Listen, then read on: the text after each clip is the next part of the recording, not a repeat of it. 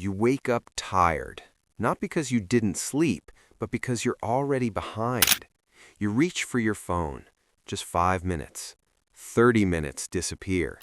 Now the day feels heavier than it should.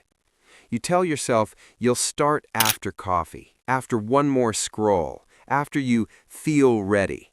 But ready never comes. You sit there knowing you're capable of more, knowing this isn't your limit. And that's the part that stings. It's not that you're lazy, it's that every day feels the same. Small distractions, small delays, small compromises. Comfort whispers, relax, you deserve it. Tomorrow whispers, start fresh, and you listen again.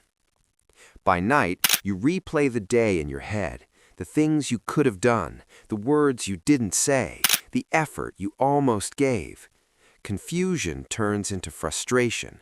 Frustration turns into quiet regret.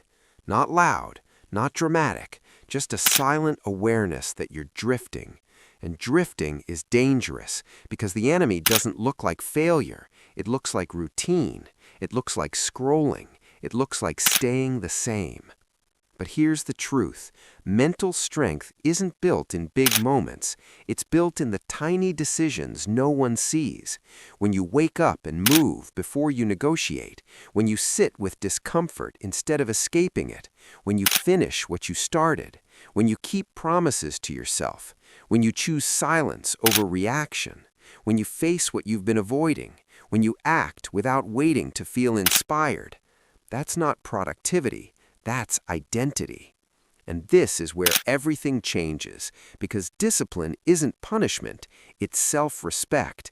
It's control over your impulses. It's power over your environment. It's freedom from the version of you that keeps hesitating.